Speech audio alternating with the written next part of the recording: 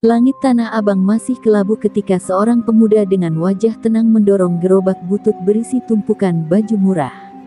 Namanya Ari. Tubuhnya kurus, matanya tajam tapi teduh, dan langkahnya lambat seolah tak terburu waktu. Di tengah riuhnya pasar yang dipenuhi teriakan pedagang dan klakson kendaraan, kehadiran Ari seperti tak dianggap. Ia berhenti di ujung Blok F, tepat di tempat strategis yang sudah lama dibiarkan kosong karena takut diambil preman. Pedagang lain sempat memperhatikan gerak-geriknya. Seorang ibu penjual mukena berbisik pada tetangganya, "Itu bocah baru kok berani buka lapak di situ. Bang Dado bisa ngamuk kalau tahu." Tapi Ari hanya menata baju dengan rapi, sesekali mengelap rak kayunya dengan kain lusuh, lalu duduk diam sambil menyalakan dupa kecil yang mengeluarkan aroma menenangkan. Tak ada yang tahu bahwa aroma itu bukan sekadar pengharum, tapi bagian dari ritual kecil untuk menenangkan energi sekitar. Ari memang bukan pedagang biasa. Ia datang dari sebuah desa kecil di lereng Gunung Serandil, tempat leluhur-leluhurnya menjaga ajian langka, ajian welut putih. Ilmu ini diwariskan padanya sejak usia 12 tahun, saat tubuhnya hampir mati karena tenggelam di sungai. Seorang kakek tua menyelamatkannya, lalu memberinya ajian yang membuat tubuhnya tak bisa ditangkap atau dilukai. Tapi ilmu itu membawa syarat, tidak boleh digunakan untuk sombong, apalagi menyerang orang tak bersalah. Hari pertama Ari berdagang berlangsung tenang, meski beberapa tatapan sinis diarahkan padanya. Anak-anak buah Bang Dado yang biasa berkeliling meminta setoran mulai memperhatikan keberadaannya. "Bocah itu siapa? Berani buka lapak tanpa izin kita?" kata Ucok, salah satu preman bertubuh kekar, sambil mengunyah rokok. Tapi saat ingin menghampiri, ia melihat mata Ari menatap tajam, bukan tatapan menantang, tapi seperti menyimpan sesuatu yang tidak bisa dijelaskan.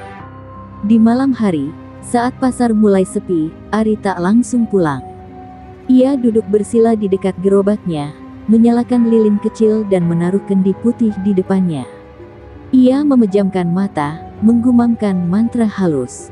Udara sekitar terasa lebih lembab, dan jika diperhatikan dengan saksama, di bawah gerobak itu ada bayangan licin yang bergerak perlahan, seperti seekor belut putih, menjalar ke arah kegelapan pasar. Keesokan harinya, beberapa pedagang terkejut. Lapak Ari yang kemarin biasa saja, pagi itu didatangi banyak pembeli.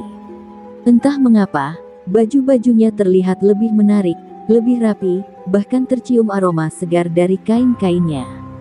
Ada sesuatu dari Ari yang memikat, ketenangan yang membuat orang betah membeli. Tapi Ari tetap tak banyak bicara. Setiap ada yang tanya harga, ia jawab pendek, senyum sedikit, lalu kembali diam. Namun tak semua orang senang dengan kehadiran Ari. Bang Dado, sang penguasa pasar, sudah mendengar kabar tentang bocah baru yang tak tahu aturan. Sore itu, ia memerintahkan anak buahnya untuk mengingatkan Ari bahwa di Tanah Abang tak ada yang gratis. Sementara itu, Ari tetap tak bergeming. Ia tahu, waktu akan mempertemukannya dengan mereka. Dan saat itu datang, ajian welut putih akan menunjukkan siapa sebenarnya yang harus takut. Di bawah gerobaknya, seekor belut putih muncul diam-diam, melingkar seperti siap menjaga. Ari membuka mata perlahan, menatap langit yang mulai gelap. Suara hiruk-pikuk pasar mulai mereda, tapi ketegangan baru justru akan dimulai. Sore menjelang malam di Tanah Abang, saat lampu-lampu kios mulai menyala dan aroma gorengan bercampur asap knalpot menyesakkan paru-paru. Tapi di satu sudut yang gelap, suasana berubah tegang. Bang Dado, pria berperawakan besar dengan luka panjang di pipinya, duduk di kursi plastik usang sambil menggenggam botol bir. Wajahnya gelap, matanya menyala marah. "Siapa itu bocah yang berani buka lapak di zona gue? Tanpa izin?" tanyanya dengan suara berat, membuat anak buahnya menunduk gugup. Ucok, yang sempat memperhatikan Ari kemarin, menjawab pelan, "Anak muda, Bang. Gak banyak omong. Tapi aneh, pas mau gue samperin, gue kayak, gimana ya, ngerasa dingin banget, kayak ada yang ngawasin." Bang Dado membanting botol ke tanah. "Jangan banyak alasan. Besok pagi, suruh anak-anak ke sana. Kalau perlu, hancurin lapaknya. Biar dia tahu siapa penguasa pasar ini. Pagi berikutnya, suasana pasar mendadak berubah. 4 preman berbadan besar mengelilingi gerobak Ari. Orang-orang mulai mengerumuni dari jauh, takut tapi penasaran. Ari masih seperti biasa, duduk tenang sambil melipat kaos-kaos polos. Seorang preman menendang salah satu kaki gerobaknya, membuat beberapa baju jatuh berserakan. "Hei, bocah, di sini gak ada tempat buat orang sok suci. Bayar jatah, atau angkat kaki." Ari menatap mereka satu persatu, tanpa ketakutan. "Saya cuma dagang, Mas. Tidak ganggu siapa-siapa," jawabnya pelan. Tapi kata-kata lembut itu justru membuat preman-preman makin panas. Salah satu dari mereka mengayunkan pukulan ke arah Ari, tapi anehnya, tangannya seperti terpeleset di udara. Tubuhnya malah oleng dan jatuh sendiri ke aspal. Orang-orang melongo. "Woi, kenapa lo?" teriak temannya panik. Belum sempat yang lain bertindak, satu lagi berusaha mencengkram baju Ari, tapi seperti menyentuh sabun basah, tangannya terpental. Lalu terdengar desis halus, lirih namun terasa sampai ke tulang. Ular putih kecil tiba-tiba muncul dari sela-sela kaki gerobak dan melingkar di bawahnya. Para preman spontan mundur. Mereka bukan orang sembarangan, insting jalanan mereka tahu, ini bukan hal biasa. "Setan apa itu?" bisik salah satu dari mereka, wajahnya pucat. Ari hanya menatap mereka sebentar, lalu melanjutkan melipat baju. Ia tidak bicara apa-apa lagi. Tapi ketenangannya justru lebih menyeramkan daripada ancaman. Preman-preman itu akhirnya mundur perlahan, meninggalkan kerumunan yang mulai berani mendekat. Salah satu ibu pedagang membatin, bocah ini bukan orang sembarangan. Di tempat lain, Bang Dado mendengar laporan kekalahan anak buahnya. Wajahnya merah padam. "Kalah sama anak ingusan," raungnya. Ia tak percaya orang seperti dia bisa dibuat malu. Malam itu, ia mendatangi dukun langganannya, Ki Sabdo, untuk menyelidiki siapa sebenarnya Ari. Dukun tua itu hanya diam beberapa saat, lalu menggigil. "Bang, kalau benar yang kau lawan itu pemilik ajian mulut putih, lebih baik jangan sembrono. Itu bukan ilmu main-main. Itu warisan kuno penjaga batas dunia gaib dan manusia." Tapi Bang Dado bukan orang yang bisa dinasihati. Ia meludah ke lantai dan berkata dingin, "Gue gak takut sama ilmu-ilmuwan. Besok gue sendiri yang turun tangan." Malam turun perlahan di Tanah Abang, membawa hawa aneh yang tidak biasa. Di antara lorong-lorong sempit yang mulai sepi, Ari duduk bersila di belakang lapaknya yang sudah ia tutup. Tangan kanannya memegang kendi putih, sementara tangan kirinya menaburkan garam dan serbuk akar alang-alang ke tanah. Ia menarik napas dalam-dalam, lalu menggumamkan mantra dalam bahasa kuno yang hanya dia dan leluhurnya pahami. Suara lirihnya mengalun seperti bisikan angin malam, membangunkan kekuatan lama yang selama ini ia pendam. Dalam penglihatannya yang batin, bayangan sang kakek muncul dari kabut, Eyang Kartolo, lelaki tua berjubah kelabu dengan tatapan tajam. "Ari, kamu tahu batas ajian mulut putih. Ilmu ini hanya boleh digunakan untuk melindungi, bukan untuk membalas," ucapnya tanpa suara, tapi terngiang di dalam benak. Ari mengangguk perlahan.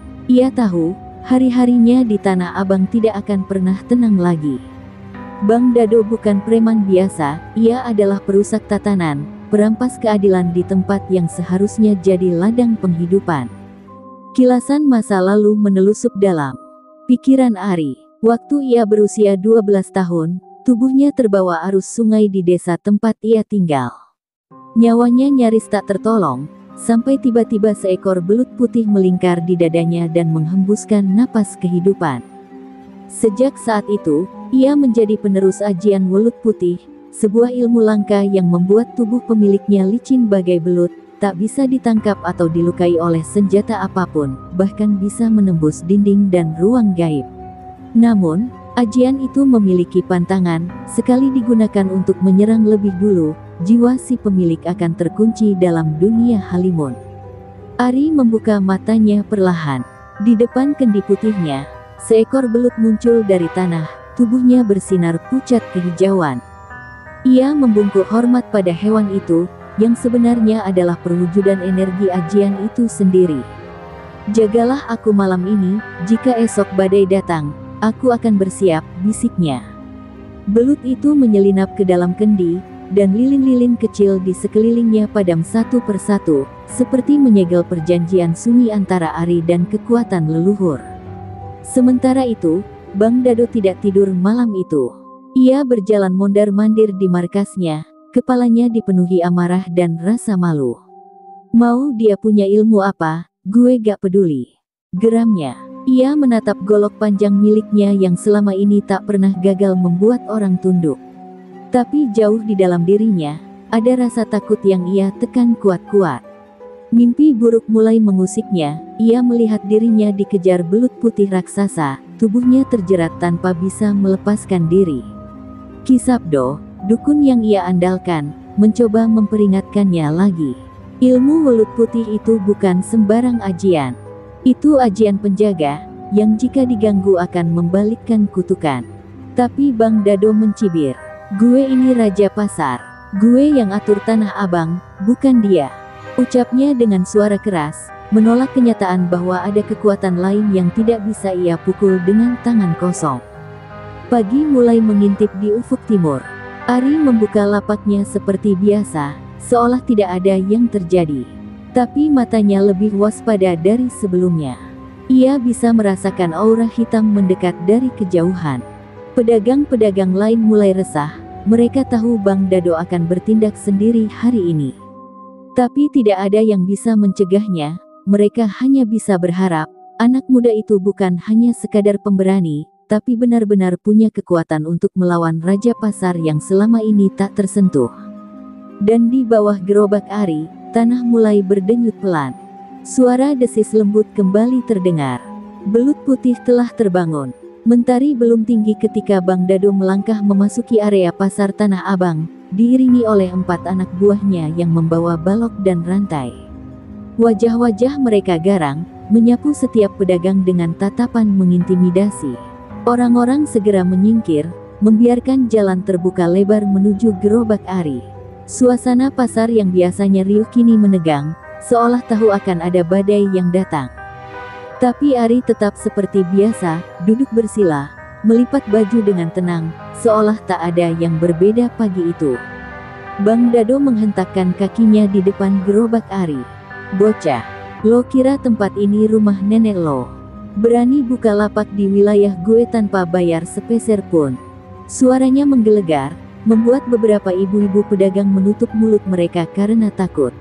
Ari hanya menatapnya datar. Tidak ada rasa takut, tidak ada kepanikan.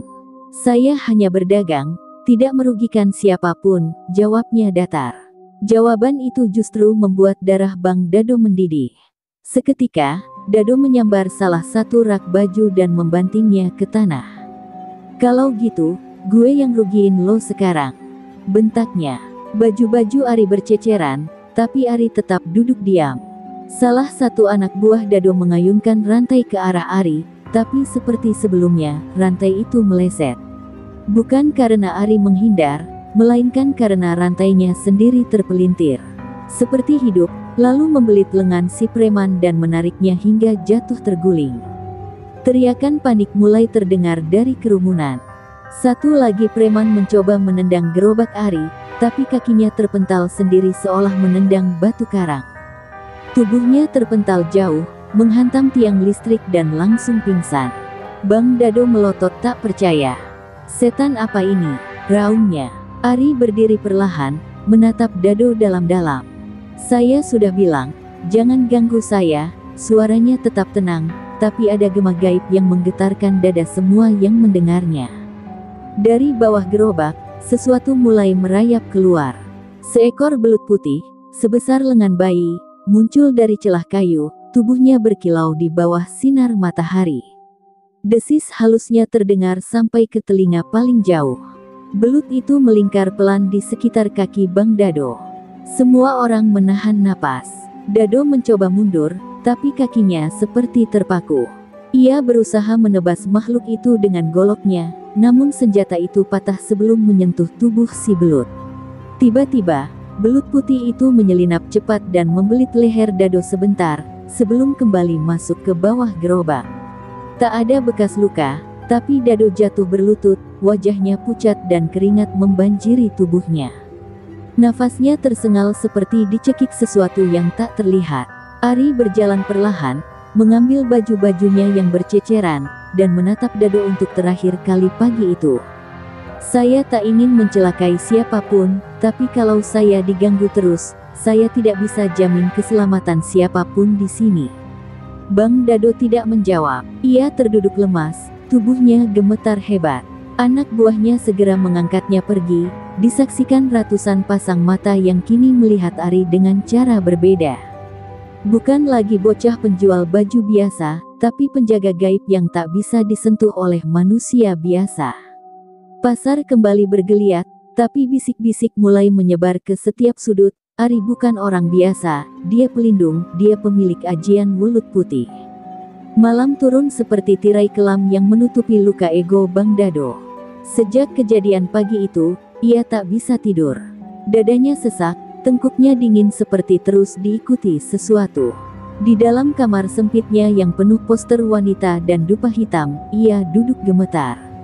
Kilatan wajah Ari yang dingin dan belut putih yang muncul dari bawah gerobak terus terbayang di kepalanya. Ia tak terima dipermalukan di depan anak buahnya, apalagi di hadapan para pedagang yang dulu begitu takut padanya. Dengan napas berat, Bang Dado mendatangi Ki Sabdo lagi. Kali ini dengan nada putus asa.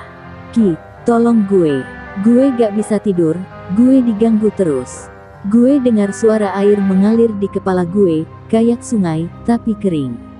Ki Sabdo menatapnya dalam-dalam, kemudian mengambil kendi tanah liat dari belakang altar.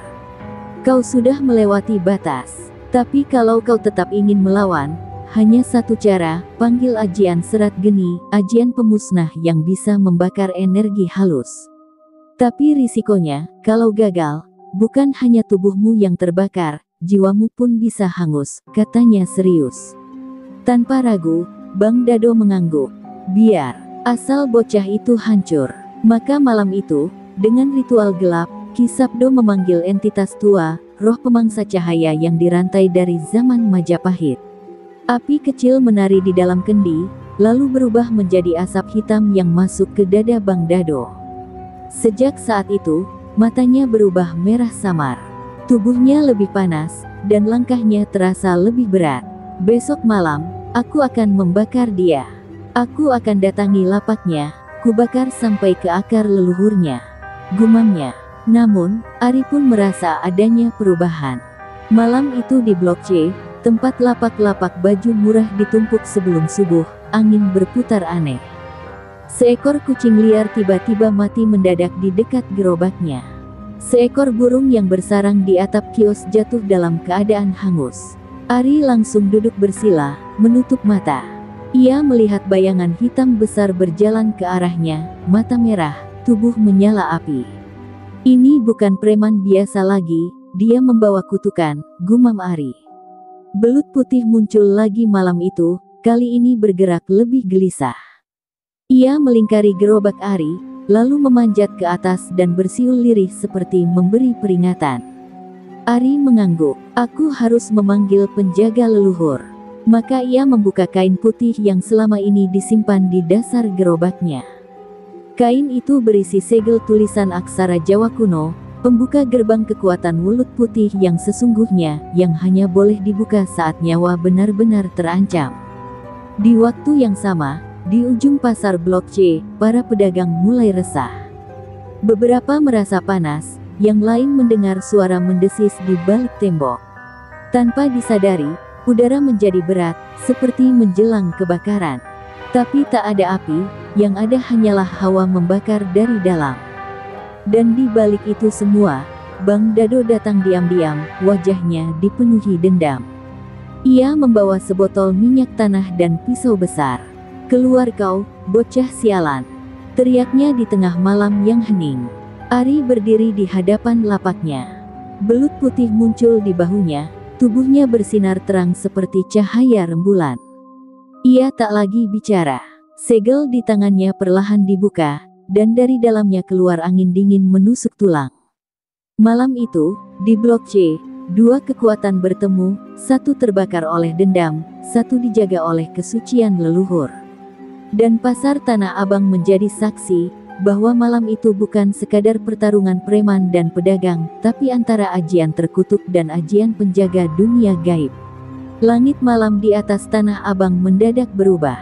Awan-awan bergulung, menghitam, dan kilat menyambar tanpa suara. Orang-orang yang tinggal di sekitar Blok C mulai merasakan hawa panas yang tak wajar. Burung-burung malam berterbangan panik, dan seekor anjing liar melolong keras ke arah pasar. Di tengah gelap yang menyesakkan, dua sosok berdiri berhadapan, Ari dengan ajian Wulut Putih yang bersinar lembut, dan Bang Dado, kini berubah menjadi sosok penuh amarah dengan aura api menyala dari pori-porinya. Tanpa aba-aba, Dado menyerang lebih dulu. Pisau besar yang ia bawa meluncur seperti sambaran petir, namun sebelum menyentuh Ari, tubuh Ari menghilang dalam sekejap, seperti air menyusup ke celah tanah. "Jangan harap bisa sembunyi, bocah," raung Dado, lalu menghantamkan kakinya ke tanah. Dari telapak kakinya muncul api yang menjalar cepat, membakar tikar lapak dan tiang kios yang ada di sekitarnya. Asap mengepul, tapi dari balik asap, muncul suara lirih, "Ajian yang kau pakai bukan milikmu, dan kau akan terbakar olehnya." Tiba-tiba, dari bawah tanah muncul kembali belut putih, kali ini membesar menjadi sepanjang tubuh manusia, dengan mata bercahaya lembut. Ia melilit tubuh Dado dengan kecepatan luar biasa. Tapi Dado hanya tertawa, dari tubuhnya keluar kobaran api yang membuat belut itu menjerit dan lepas. "Lihat, aku sudah kebal. Api ini berasal dari dunia arwah yang marah. Aku bukan Bang Dado yang dulu lagi," teriaknya gila. Namun Ari tetap tenang. Ia membuka segel terakhir dari kain putih warisan Eyang Kartolo. Dari situ muncul semburat cahaya berwarna perak, lalu berubah menjadi sosok kakek tua berjubah yang berdiri di antara mereka. Itu adalah roh pelindung ajian Wulut Putih. Wajahnya tenang, tapi matanya menatap tajam ke arah Dado. "Kau telah mencuri ajian yang tak bisa kau jinakkan. Api itu akan memangsa tuannya," ucapnya. Dan perlahan, api di tubuh Dado berubah warna, dari merah menyala menjadi biru kehijauan yang membakar dari dalam. Dado mulai berteriak kesakitan. Tubuhnya berasap, matanya melebar tak percaya. "Tidak, ini bukan yang kau janjikan, Ki Sabdo," raungnya, sementara kulitnya mulai merekah seperti arang terbakar. Para pedagang yang menonton dari jauh hanya bisa berdoa dan berseru lirih. Melihat langit di atas Blok C menyala seperti kobaran kutukan. Wajah-wajah ketakutan mereka berubah menjadi penuh rasa hormat pada Ari, yang berdiri kokoh di tengah kobaran itu tanpa terluka sedikit pun. Dalam detik-detik terakhir, Dado merangkak, mencoba menyentuh tanah, berharap bisa lari. Tapi belut putih kembali muncul, kali ini melingkar erat dan menariknya masuk ke dalam lubang kecil di bawah gerobak. Suara desisan panjang terdengar, lalu hening. Api padam, angin berhenti. Dan saat semua selesai, hanya Ari yang berdiri di sana, di atas lapaknya yang tak terbakar sama sekali, seolah ada tangan gaib yang menjaga segalanya tetap utuh. Malam itu, langit Jakarta mencatat sejarah gaib yang tak pernah diberitakan. Blok C menjadi tempat keramat, yang tidak bisa lagi dimasuki sembarang orang. Orang-orang pasar mulai berani bicara, dulu ada preman sakti terbakar hidup-hidup oleh kutukannya sendiri. Dan penjual baju itu, dia penjaga perbatasan antara dunia nyata dan gaib. Sang pemilik ajian Wulut Putih. Ki Sabdo duduk bersila di ruang gelap yang hanya diterangi cahaya lilin kecil. Di hadapannya, asap dupa menggumpal menjadi wajah Bang Dado yang menjerit, membakar dirinya sendiri dalam kobaran api biru. Sang dukun tua menutup mata, menahan guncangan jiwa. Ia tahu, ajian serat geni bukan untuk manusia sembarangan. Dan kini, ajian itu menuntut bayaran lebih dari sekadar tubuh Dado, ia mengincar siapapun yang memanggilnya. Ki Sabdo mulai merasakan hawa panas merayap dari lantai bambunya, disertai bisikan halus dari dunia bawah. "Mereka datang," bisiknya lirih. Tangannya gemetar ketika mengambil kendi berisi air tanah kuburan tua. Ia berusaha memadamkan api yang tak terlihat, yang menyala dari dalam tubuhnya. Tapi sia-sia. Jari-jarinya melepuh, kulitnya mulai retak seperti tanah kering. Ki Sabdo mengerang, menyadari bahwa dendam yang ia bantu tumbuhkan kini membalik menggigitnya. "Ari, bocah itu, ajiannya terlalu bersih, terlalu tua," gumamnya sebelum darah hitam mengalir dari matanya. Di sisi lain, Ari sedang duduk di pelataran masjid kecil dekat pasar, ditemani oleh Pak Rahmat, salah satu pedagang senior. "Nak, apa yang terjadi malam itu bukan sekadar pertarungan. Aku tahu ajianmu bukan ajian sembarangan," kata Pak Rahmat, lirih tapi tegas. Ari mengangguk perlahan. Ia tidak ingin sombong, tapi ia tahu batas kekuatannya sudah makin dekat. "Setiap ajian ada batasnya, Pak. Dan setiap kali aku membuka segel, nyawa dan jiwaku sedikit demi sedikit dikikis." Keesokan harinya, pasar Tanah Abang kembali ramai. Namun Blok C tetap kosong, dibiarkan seperti tanah angker. Tidak ada pedagang yang berani buka lapak di sana. Orang-orang hanya berbisik jika melewatinya. "Itu tempat si preman dibawa belut gaib. Jangan dilawan anak itu," katanya penjaga dunia kasat mata. Ari tetap berjualan, tapi kini banyak yang datang hanya untuk melihat. Sebagian ingin beli baju, sebagian lain hanya ingin menyentuh tanah tempat belut putih muncul. Malam harinya, tubuh Ki Sabdo ditemukan hangus di gubuknya. Tapi yang aneh, tidak ada api, tidak ada luka bakar nyata, hanya tubuhnya menghitam dan membatu seperti arang. Di dinding gubuk, tertulis dengan arang sebuah kalimat, "Yang bermain dengan api, akan terbakar oleh dirinya sendiri." Polisi tak bisa menjelaskan penyebab kematiannya. Tapi warga pasar tahu, itu adalah akhir dari seorang dukun yang melanggar batas alam. Ari berdiri menatap bintang di langit. Belut putih itu muncul sebentar, membelit pergelangan tangannya, lalu menyelam ke dalam tanah. "Sudah cukup untuk sekarang," ucapnya pelan. Tapi jauh di lubuk hatinya, ia tahu akan ada lagi yang datang. Dunia gaib tidak pernah benar-benar tenang, dan kekuatan seperti ajian belut putih pasti akan menarik perhatian dari makhluk-makhluk yang lebih kuat dan lebih kejam. Namun malam itu, setidaknya Tanah Abang bisa tidur tenang. Dendam telah lunas, kutukan telah sirna, dan Ari masih berdiri sebagai penjaga yang tak meminta bayaran apapun. Hanya seorang penjual baju sederhana, yang menyimpan badai dalam diam. Pagi itu, langit Tanah Abang begitu cerah.